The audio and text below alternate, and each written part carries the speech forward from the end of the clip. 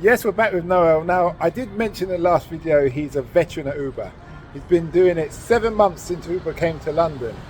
And that was 2013, I think about. Okay. Yeah. Now, how has Uber changed for you? Uber was a kind of a disruptive sort of in terms of pricing. Then obviously if you compare then and now, the pricing was much better in terms of how much you get per mileage. All of a sudden, because so many companies have come on the scene, Bolt, other app, companies. So now it makes you work a little bit more to earn as much as I was earning then doing less. Mm-hmm. Obviously, when it comes to health, it's a good thing. Mm. When it comes to your time to spend with your family, it's a good thing. I think it's something we should, as drivers, come together and see if we can force them to change the pricing. How would we do that as drivers? Because we've had strikes before and it hasn't been too united. People didn't even know there's a strike. The reason why, because we're not going to be united per se, because of we have all different kind of sort of lifestyles, but we can force TfL. Why can't we speak to TfL? The way TfL does with the black caps, they set up the fare. If we don't speak to TfL, then TfL can be our sort of, mouthpiece, whereby they can speak to, give them a decent wage. Because at the moment you find a lot of people can't even afford to pay taxes because of how much money they earn. Given the expenses you have to incur to run your car. Mm-hmm. So now you're relying on the government to chip in even though you're working.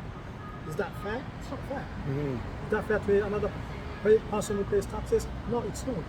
But it looks as if we are earning, but we are not earning as we should. Mm-hmm. So that's why I think we should push TfL to take a stance against those companies. Now I see you're doing Addison Lee here. Yeah. What reason have you left Uber to do Addison Lee? And how has Addison Lee been for you? I think Addison has been okay for me. It's been okay for me, but also over the years as well, it has changed quite dramatically. I mean, because they have to adapt, because now they have to compete. It's not like years ago where it was the biggest company in the scene. So the only they had to worry about was the black cabs, but now they have the Uber app. So they have to adapt in terms of pricing. So at the same time, on the same token, we're all at the same time being affected by the pricing. You've been in the driving business for 25 years. Yeah. If you could go back in time, would you still do the driving business? Yes. Why? Because it gave me that free time. It's not free per se, but it gave me that, because I've got a family, I had young kids when I joined. So it was easier for me to take a backseat sometimes to go back home and help the wife. So you've got to have that sort of, whereby like a 9 to 5, whereby you've got to be in a thing which is regimented, whereby you've got to be there. I don't mind working 2 o'clock in the morning, but I've done my chores at home. That's why. What advice would you give to the younger generations who want to be drivers, private hire drivers?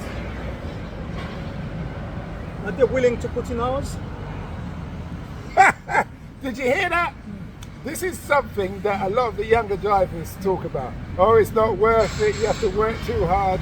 But this is a man who's a veteran, he's been in the business for a long time, and he says it's about putting in the hours. So you know what you're getting yourself into. Even if you worked in McDonald's, you've got to put in the hours. Yeah, put in the hours, yes. If you're the Prime Minister, apart from Boris, you've got to put in the hours. Yeah. Okay. And what does the future hold for you as a driver? I'm blessed, I'm healthy. That's the main thing. Yeah. Talking about health, how do you stay healthy and fit? You're sitting down for a long time. If you look at him, he looks lean. He hasn't got a big belly. His belly's probably flatter than mine, to be honest. So what do you do? What's your secret? It's maybe, how can I put it?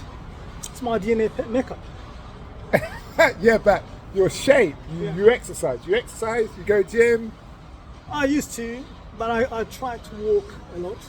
How is it? To eat healthy. You do your 10,000 steps. I try. Really? Yeah, I try. It's not that easy. It's not that easy. So the main thing is make sure you know what you put in your belly. Okay. In your mouth. That's the main thing. Okay. So you don't eat it. Oh no, you wouldn't go Heathrow Airport, would you? For the, you know where the private hire parking is? Oh yeah, no, I don't go there. Yeah, no, because they've got the They've got halal the- food. yeah, and but all that.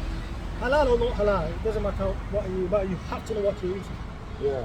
I'm a veggie person, so Oh, is it? He's Rwandan as well. So he's not a Somali or anything. But you're vegetarian. not vegetarian per se, but I eat veggie a lot. I don't mind if I don't eat any meat. Even when you're back home. My favorite meal, you'll be surprised. What? Rice and beans. And egg plantain, and plantains and egg, whatever you call it again. So yeah. What's your Rwanda's national dish? It's potatoes, beans, rice.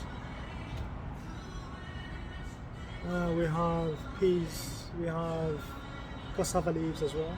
Okay. So because now it's no longer like you have some sort of like special local cultural dish because of Integration. the integration, interaction with the neighbors and so Okay. you import, you export, and Yeah. Okay. Well, it's been interesting talking to you. yeah.